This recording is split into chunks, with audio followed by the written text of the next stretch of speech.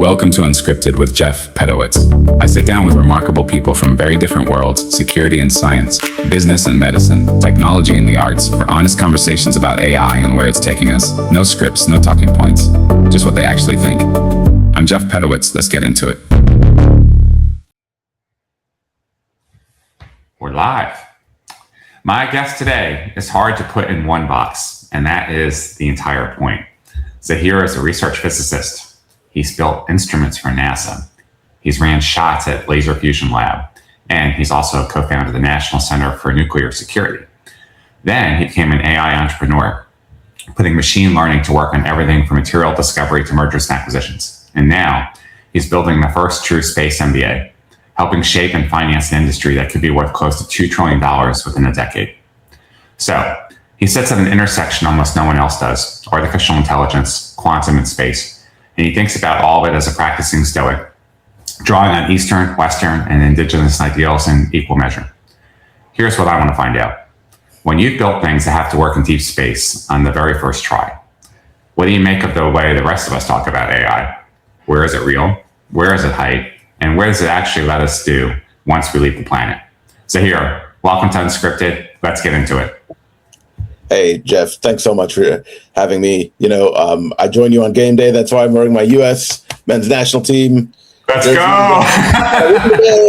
We got to win today, baby. The guy, I know they're streaming. They've been streaming this to the International Space Station. Hi, folks. Zaheer Ali, professor and program director of the Space MBA at University of Central Florida, or as it's often known, Space U. So thanks again. Let's get into it. You got it. Now it's the World Cup, but hey, with your work in a couple of years, it could be the interplanetary cup, right? So we got right. The moon will need a team. The moon team. The moon team. There you go. So, just to get things started, we spent a lot of time, building and defending our beliefs, but I'd love to know about a belief in your field that actually that you changed your mind about recently. So there's this sense, and have been for a long, long time, around space, that we need more research, fundamental research. That is true. But that's always the longer term bet. And there's been the sense that there are these things we have to get over, and we can't try for certain things until we get over those humps. And what's happened in my brain in the particularly in the last 5 years, right? Because SpaceX was more, people want to say it was the thing that changed everybody's mind about space. But in many ways, it wasn't. It's what created this ability for that to be changed. We can unpack that a little bit if you want, right? So what I realize now is there is a complete and utter lack of integration and proper inquisition of everything that we have and how to apply it, right? And I think that's why what's happened now with these declarations of we're just saying we're going to build a moon base and we're going to figure it out. If we have to MacGyver it, we're going to MacGyver it, but it's going to get done, right? That is the attitude NASA was founded with. That is the attitude this entire industry has in its bones. And for a long time, whether it's the primes or, the post-Apollo culture at NASA,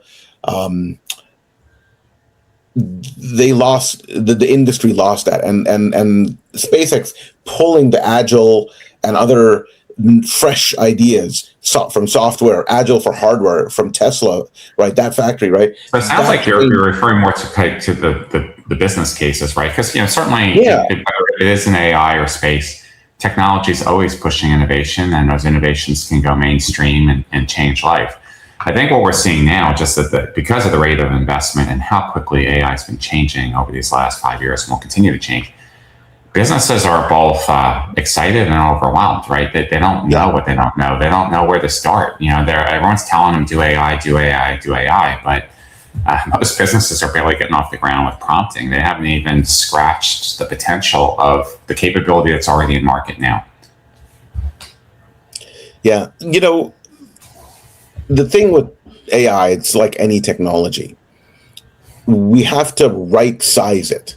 You have to think about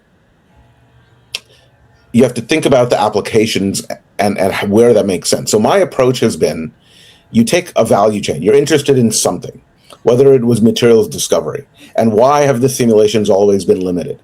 It's not like we haven't been using AI. AI is a very broad term. It goes all the way back, to Turing and all that type of stuff, right? So the AI is not new.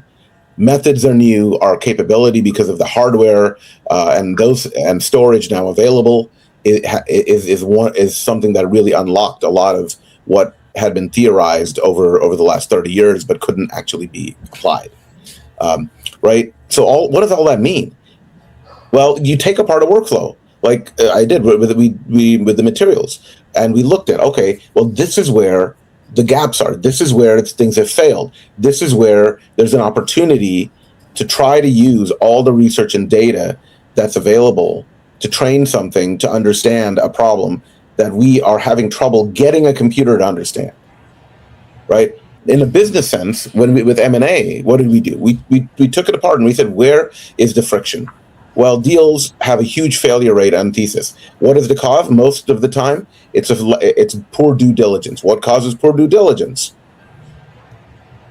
Information exchange. Well, computers are really good at that. AI is really good at that, right? If you have a data lake, the best thing for an LLM is to query your data lake. It's the best thing it can do. It's the thing it's built to do, right? And so we started doing things like that. So we found a major point that Harvard research, Christensen, identified as the reason 90% of M&A fails to meet its investment thesis, and we addressed it directly, leveraging AI and the right type of AI. That's the type of thinking businesses need, and it's harder work in some ways than bringing in some nonsense, consultant who's going to blah blah blah and write some KPIs in the board. So fundamentally, right? Why do you think that gap's there in most businesses, right? I mean, we learn management skills, operational skills, finance skills, sales skills. We have IT departments and technology teams. What is it from an infrastructure, cultural mechanism that's blocking businesses from progressing faster, further? Businesses are approaching this as another thing they can kind of throw in the mix. Just hey, everybody, just add it to your workflow. Everywhere in your workflow, use it a little bit, like fairy dust, Tinkerbell, you'll happy thought and you'll fly, right? No, it doesn't work that way. This is another wave of digital transformation. And every wave of digital transformation has required a culture shift.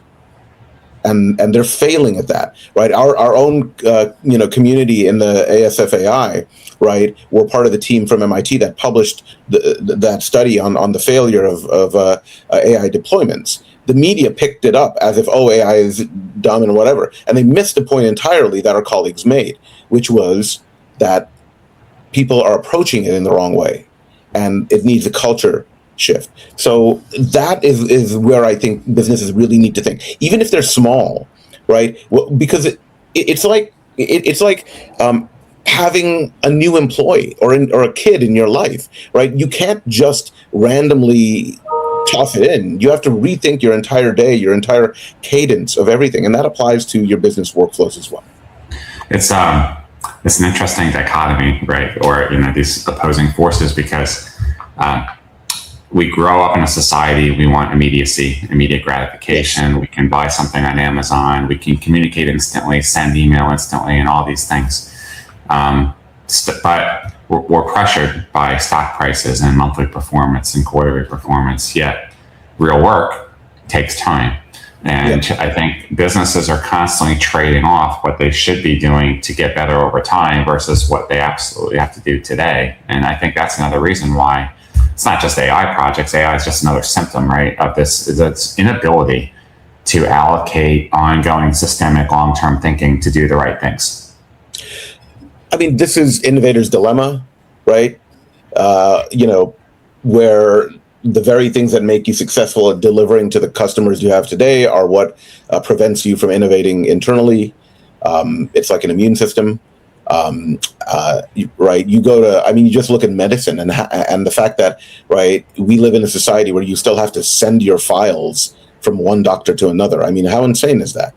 Right, all of the, you know, and you go to Estonia or something, and you know, it's all on the blockchain on your digital national ID, and you know, they've got AI on the back end of that that is monitoring things. It's really so seamless, right? So when you think about how do you actually get that going back to that culture to look at this differently? I think what they need to do is, instead of saying we're going to apply AI where it's easy and somebody has made it kind of shiny, you know, we're going to actually find what is a business problem we have. Like, if you don't have a balanced scorecard, you should have one, and go look at the top 10 problems there and see if AI can support your progress in any of those. And then you'll see tangible results. If you're trying to sprinkle it around like pixie dust, of course, it's diffused. Like, okay, maybe you get 10% added efficiency, but it's hard to really find that in your bottom line and then to clearly attribute it, right? Yes. No, great point. So I want to go back to your personal now. So because you've had such an amazing path. I mean, you've been a research physicist. You've done work with AI companies. You built Space MBA. What's the thread that connects all of it for you? So I was a kid who grew up on, the only reason I could be late to school was to watch a shuttle launch, right? They would just park me in front of the TV and say, well, you can be a little late, watch this, right? My parents prioritized that. They enabled, you know, I grew up, you know, San Francisco, and, you know, the Academy of Arts was walking distance to where our apartment was in Golden Gate Park. And they have all the astronomy stuff and everything. So I was very fortunate to have this exposure. And I also grew up on Star Trek. And my career, I guess, has always wanted to push humanity towards creating a Star Trek future. And, you know, if you actually own that idea, you quickly realize you need to do fundamental research in a physical sciences field, or, you know, like molecular or cell biology, to make that happen. That you need to be part of that community. That's the way humanity is going to get there, because we just don't have the tools yet. And so when you see that, AI, space, and quantum just emerge as the biggest things to do. And you can say, oh, well, what about power and materials? Well, they're part of that discussion, right? And so these are the things that I've dedicated my life to, because I feel that that's what can take us in my lifetime that little bit closer to that Star Trek future. It's not necessarily, that's not a step function. That is a lot of people doing a lot of things generation over generation, and building that capability. I'm just happy to be part of it. I love Star Trek too. Not necessarily some of the newer ones that have come out. I think they've gone too far off the reservation. but yes, isn't that the definition? Well, I guess no, not in terms of pushing the envelope. Just the quality, I think, just as. Oh yeah, they're action movies now. Yeah. You know, they weren't action movies when we were, you know, in the early days. Yes, but yeah, I love Star Trek too. So many people that I talk to. They talk about how they were raised and what their parents did, and the environments that they were in. That's a big part of what has shaped them. So just tell me a little bit more about how you grew up. What did your parents do? You know, my parents are both, well educated. My father's a biochemist. My mother has had multiple careers, but is a librarian by trade, actually, and like corporate librarian type thing. And then, when she immigrated, different careers in IT and other things. But grew up in a house that, the one thing you were always allowed to buy was books, right? We don't have money for dumb nonsense, but we got money for books, type of attitude. arts and science were emphasized, right, along with sports. It's what we would call classical liberal education, right? Kind of Enlightenment style. And it's funny because most of my family back in India are educated by the Jesuits. At least now, there's more variety of schools, but for many, for 2 centuries, the best schools in India were the Jesuit ones. So that thinking kind of I think was part of my upbringing, and then growing up in the Bay Area, you've got Cal and Stanford, right? I went to Cal, go Bears, right? Great school. But you have the opportunity to go to public lectures with Nobel laureates and astronauts. NASA Ames is just down the road, right? Lawrence Livermore National Lab, Lawrence Berkeley Lab, and they do public stuff. So the Bay Area is just an environment. There's nowhere like it in the world for somebody interested in science and technology, and being growing up in the heart of that. You're just inspired on a daily basis, and there's a lot of expectation. I worked for John Clark, and he ended up winning a Nobel Prize. And there's just expectation, even in my career. People say, oh, you work for Clark. This is 2 decades ago when I was first getting hired. Oh, you work for Clark. Okay. And there's just an expectation, right? So there's two sides to that. But I love expectation. And even as a professor, I push my students, because I believe people live up or down to expectations. And so, those are some of the factors that I think have been so valuable around my career. If I think back, the teachers that I still remember, and I'm close to 60 now, that they were the ones that were toughest. They pushed me the hardest, to get me to be the best I could be. Hated it at the time, but come to really appreciate it and respect it. Yeah, so you took that education and you advanced your own, and now you launched the first true Space MBA program. Yes. So, which is awesome. But, what is it about the space economy specifically, and why does it need its own degree? Yeah.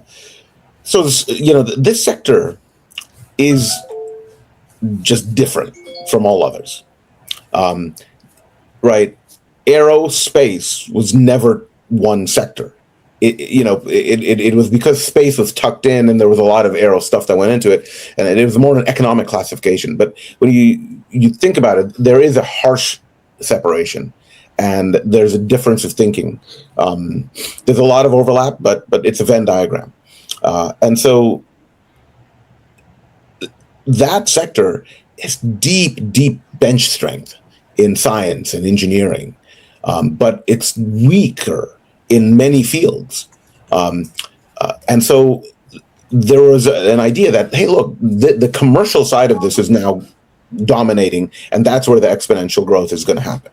And we're seeing it. I mean, a private space company, space-only company, IPO'd at the highest value in history, right? It arrived. Coming back to Earth a little bit, but still great. Yeah. I mean, that's market stuff, right?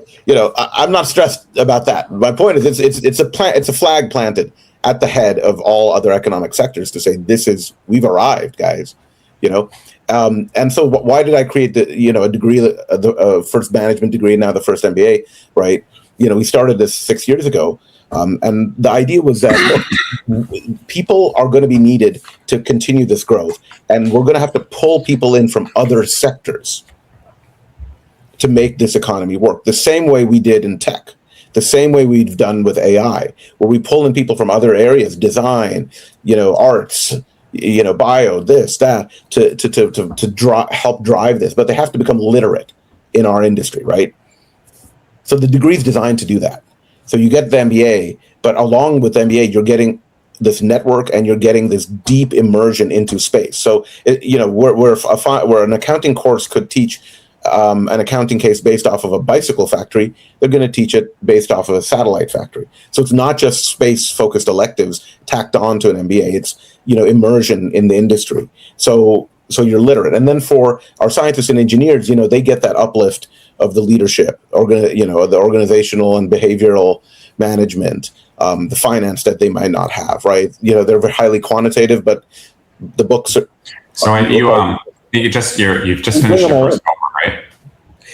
No, we've just launched our first cohort. Just launched it. So tell me about some of the background. What kind of students? Oh, it's spectacular. About a third of our team is technical. About a third of them are already working in aerospace.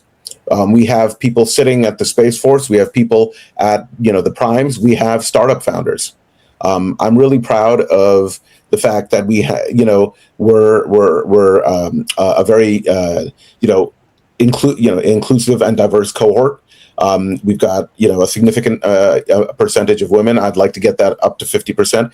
But these are things that we're proud of, because we want these people to be executives. Many of them are. Like, we've got a sitting executive at Axiom, and this degree is the thing that's going to get him from the V level to the C level.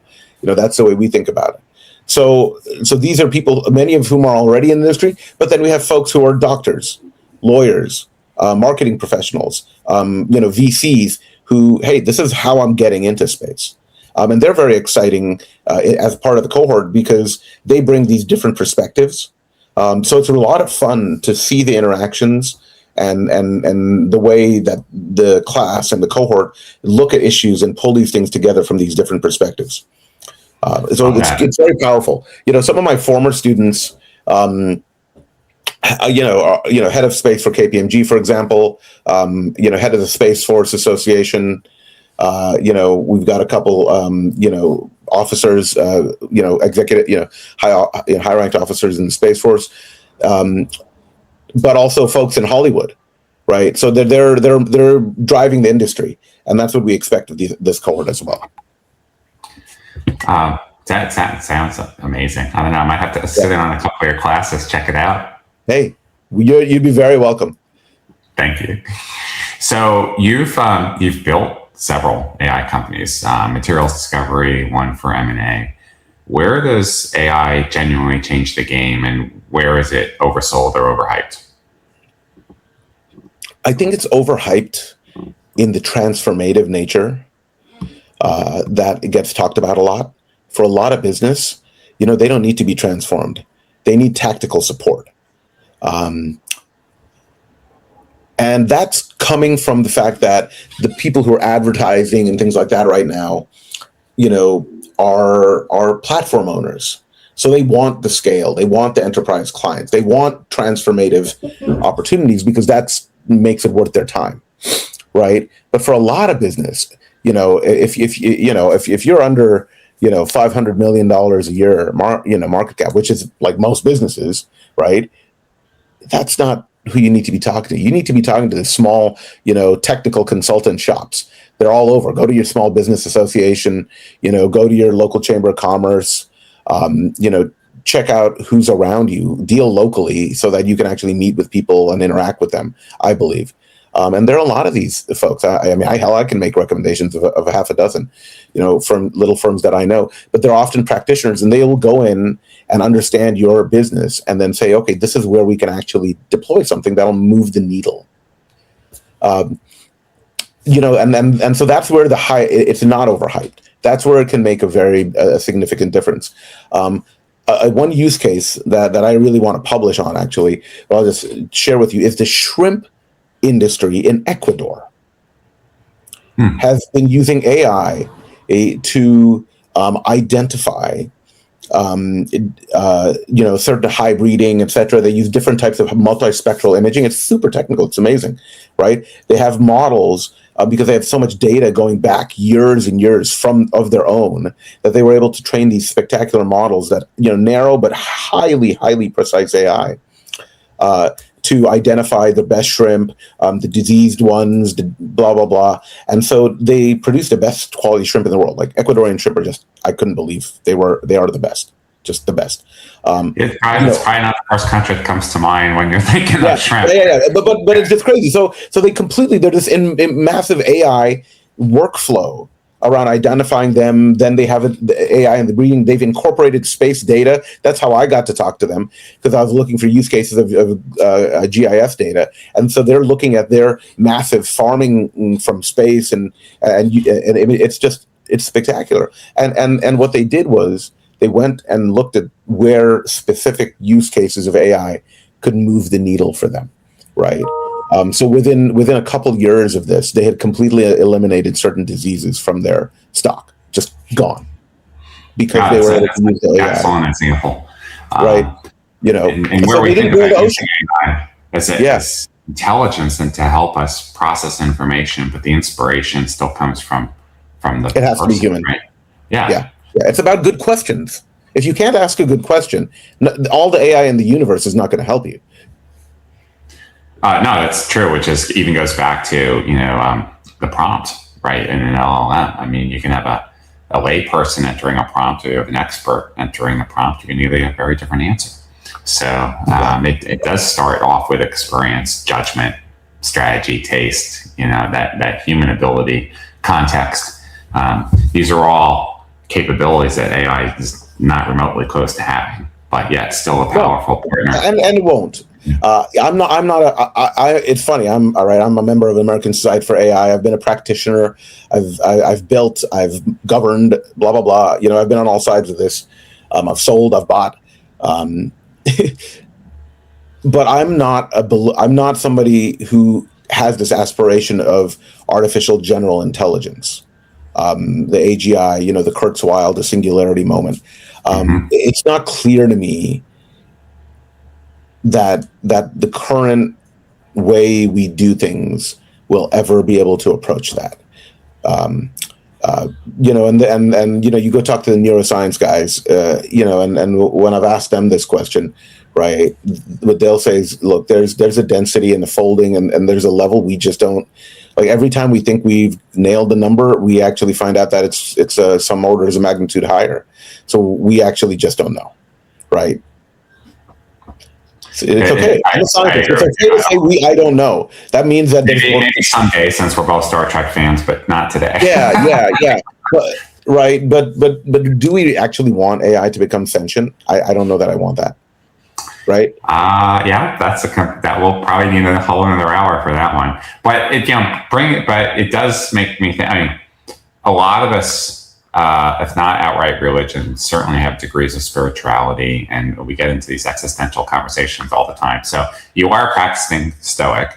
Yes. And does that philosophy shape how you think about AI in the future?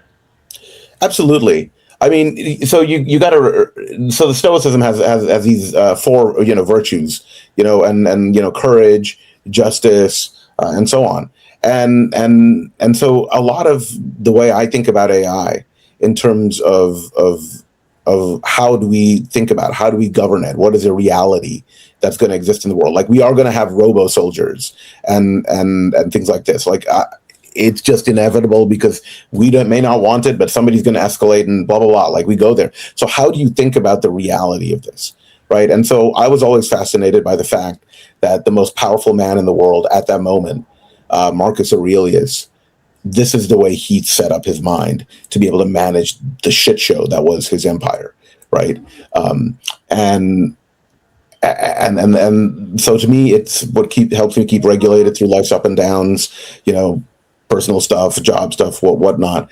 But with AI, it's actually, I think, really important to think about what that means, because there's an idea of utilitarianism to Stoicism, right? A do no harm attitude, to minimize suffering, right? Not to acknowledge that we can't eliminate it, right? Which is a hard acknowledgement for a lot of people who are too overly idealistic.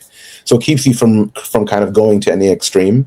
And I feel that helps you chart a path, particularly through things like hype cycles, around technology and business and things, because there's so much noise, there's so much hype. How do you chart that path that rides the up, wave, and then you ride that board in rather than crashing and smashing your head on a piece of coral or something, right? Like I've done more than once.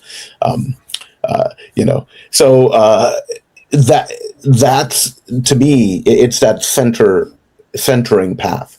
and I recommend it to a lot of people. And throughout history, General Mattis famously carried it with him all over the battlefield for decades. So you see a lot of leaders in the military, a lot of government leaders, and a lot of corporate leaders, particularly in challenging times, kind of have talked about, Mandela was a Stoic, for example, right? King was a Stoic. That's cool. I like that. All right, well, to wrap it up, and I wish we had another hour, but another time, we'll come back. Yeah. What are you paying attention to right now that most people aren't yet? One of the things that I want to look at is the way that AI is really going to accelerate the way we look at our physical world. What do I mean by this? Meaning AI can iterate through millions of possible designs for a chair or a shelf or a house, right? And you combine that with things like additive manufacturing and novel construction techniques and materials, which can be integrated far more easily into these analyses, now leveraging AI, again, a different type of AI, but again, an AI. So all of that is going to revolutionize physical stuff, which I'm looking forward to, right? You think about the future, you think about George Jetson, or Lost in Space or Star Trek, right? And these futuristic, structures and whatnot. And I'm looking forward to what AI is going to do to our physical world as designers, architects, artists, product, people get a hold of this and start really using generative AI to help them work through these massive design trade spaces that they have. And the same thing with engineering. Right now, we've been using AI to do things like build and optimize circuits and physical design for decades now at different levels. But Gen AI now says not just, hey, run a simulation of what is, but now help me think about what could be. And so I think there's going to be an explosion of interesting stuff that's going to happen. It's going to be this next wave. And it's a few years down the line, but I'm already hearing the signals from the deep design and manufacturing areas. Love it. All right. Until next time, Zaheer. But today, go USA. USA, got to win today. Cheers, guys. Thanks so much.